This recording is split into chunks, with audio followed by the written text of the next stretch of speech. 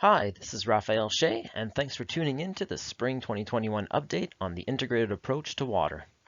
One of the key objectives of the strategic plan is to address the water supply situation on the coast. Over the last several years, significant investments have been made and are currently proposed in the draft 2021 budget. Last year, during several Let's Talk Water events, staff presented the integrated approach to addressing the current water crisis. This approach includes developing new sources, water conservation, and operational improvements.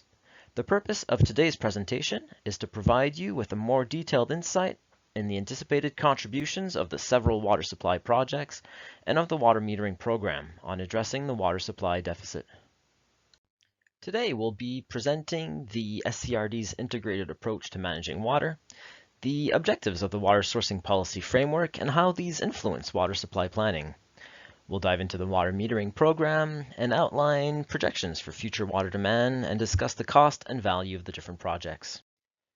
The SCRD is working to ensure a safe and sustainable water supply now and in the future for our growing communities. We are taking an integrated approach to water management, which includes increasing supply, promoting water conservation, and making operational improvements. Now, what does this mean? With a number of drivers like long dry summers, increasing population growth, and supply falling short of demand, it's apparent that we can't address our water supply issues using a single solution. An integrated approach considers new groundwater projects and exploring a potential raw water reservoir, along with water metering programs and conservation regulations, and changes to increase operational efficiency. Today, this presentation will focus on expanding water supply and the metering program as potential paths to eliminating the water supply deficit. There's a few terms we'd like to define. The first is the water demand analysis. This is a planning tool for forecasting future water demand using a variety of assumptions. The second is the water supply deficit. This is the volume of water we'll need to meet demand. And finally, there's the environmental flow needs. This is the volume and timing of water required for the proper functioning of an aquatic ecosystem.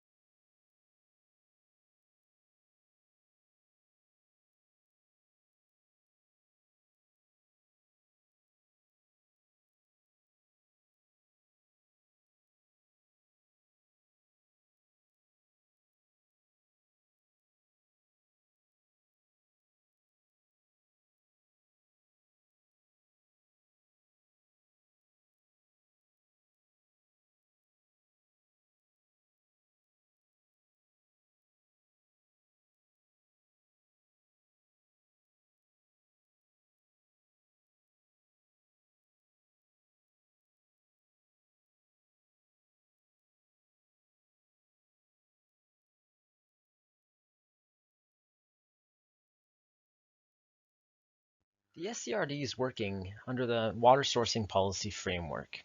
Adopted in 2018, it has the objectives of avoiding escalating beyond stage 2 restrictions, except in the case of an emergency. And it also has the objective of having a redundancy of water supply for at least 1 week. The water sourcing policy framework informed the water demand analysis. This is a summary chart from the 2017 reference year. The blue line is total demand, including environmental flow needs for Chapman Creek. The orange line is water supply. You can see in the spring, after the snow melts, supply drops. How much water is overflowing the Chapman and Edwards dams, and the environmental flow needs, impact how much water new sources can contribute to meet water demand. On the one hand, Chapman and Edwards lakes can be controlled and accessed as needed. On the other hand, groundwater can't contribute much when the watershed is overflowing and there's little to no water supply deficit. This is important for planning and forecasting because the contributions from different sources vary throughout the year, which is accounted for in the water demand analysis. Addressing the water supply deficit is currently one of the top priorities for the SCRD. These revised numbers exclude the town of Gibson Zone 3 and incorporate Grantham's, Somes, and Langdale water systems, which as we develop new sources will be connected to the Chapman water system. The water supply deficit projections over time varies based on different levels of per capita demand. At baseline, the water supply deficit is most significant. Different projects can also contribute towards reducing the water supply deficit, from groundwater exploration to a potential raw water reservoir, and our water metering program. The water metering program has several different components. First, there's the actual water meters. There are currently over 6,200 metered properties in the SCRD. Anyone who is metered in the SCRD can sign up for a monthly email update with tailored information about their water use. We also carry out outreach and engagement activities to raise awareness about the metering program and household water use, especially during the summer months. Currently, most users pay a flat bill, but water metering offers the opportunity to move to a pay-per-use rate structure. That would be subject to a public consultation and board approval. And then there's the leak program, which includes engagement, follow-up, communication materials, and support based on when a water meter detects continuous flow through the meter. And that's an indication of a potential leak. No one wants to waste water unknowingly, and we see a lot of community support with this program because the impacts can be quite significant. Since 2017, the SCRD has been helping people fix leaks at a rate of 2 per day. In 2020, 858 properties were contacted about leaks out of approximately 6,200 metered properties. In January 2020, a property with a leak was using about 4 times more water than a property without a leak, so you can get an idea of the scale. Fixing leaks early protects property and can potentially save homeowners money before the leak becomes more significant. Currently, the available water meter data shows that a small number of residential accounts use about a third of the drinking water each year. You can see this on the right side of this graph, where the line represents the percentage of water used and the bar represents the percentage of residential accounts. So water metering promotes conservation and is used in many jurisdictions. After water meters were installed and a new rate structure was implemented, the results from a Canadian study showed households use about 65% less water. Town of Gibson's reduced its per capita demand by 40% as one of several measures put in place. And in the district of West Vancouver, they saw a 30% drop in summer demand. Using our policies and available data, we apply several assumptions to the water demand analysis. For the following scenarios, we have assumed a 2% population growth per year. We've also assumed that per capita demand is 10% below the baseline of 2010.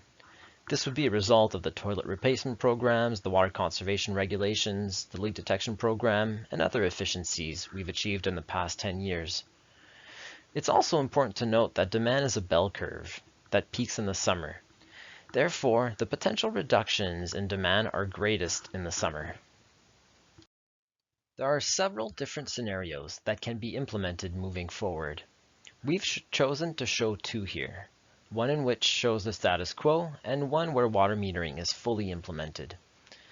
For the scenarios, staff calculated the total amount of water required to stay at stage 2 during a 6-month drought.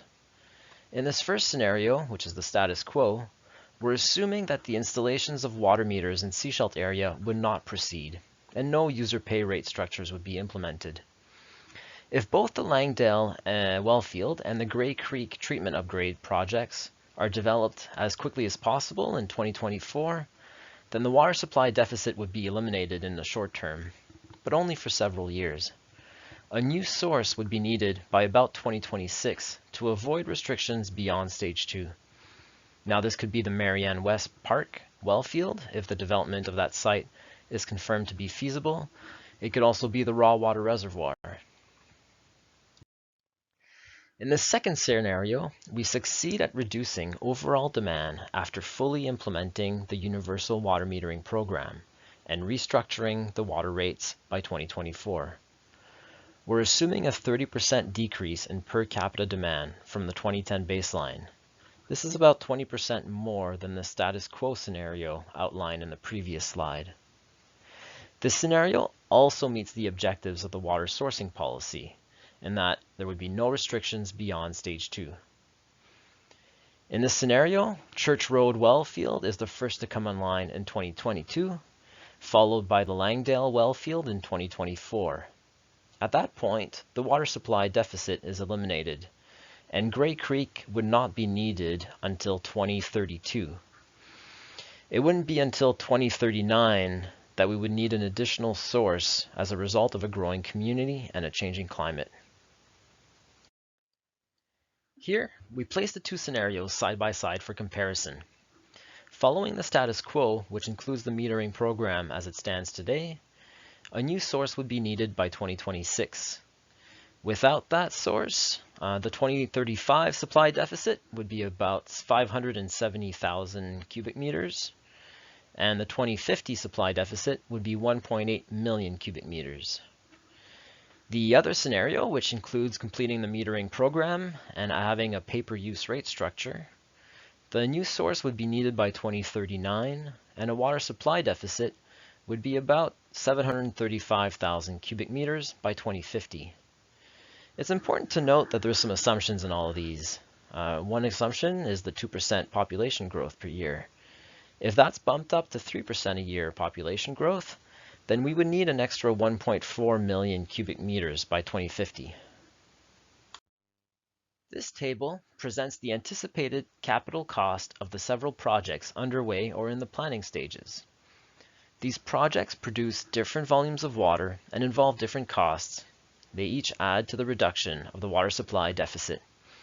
Some, like the Grey Creek and the Langdale projects, are still very preliminary estimates. Others, like the Church Road well field, is very detailed, as we're moving to the final phases of that project. All new water infrastructure has a cost to build and maintain. In here, what we've done is break down the capital costs by cubic meter of water it brings to the system in 2035, assuming an average summer. So this would be a 2 or 3 month drought. Again, for Grey Creek and Langdale, these are estimated costs. For Church Road, these are more defined costs. It's important to note that for the universal metering program, this is a conservative estimate because it excludes savings from winter. And here we have an overview of considerations for operational costs.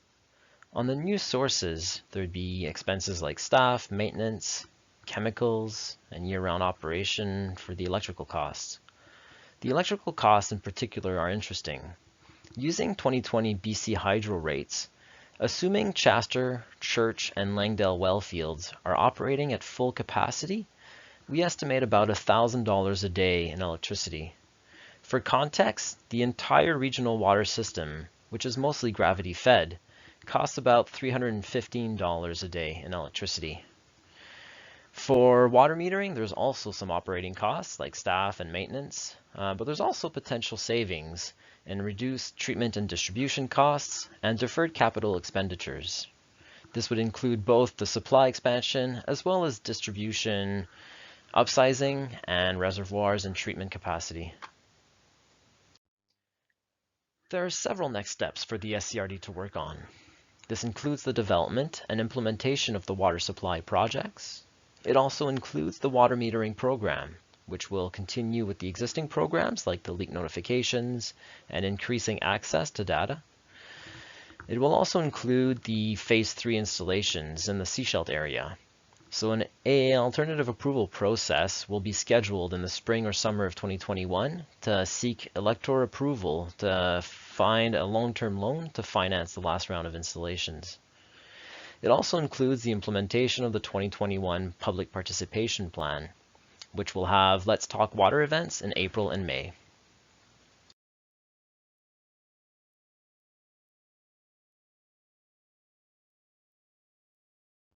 Thank you very much for spending some time with us today. And if you have additional questions, please feel free to check out our website, scrd.ca/water.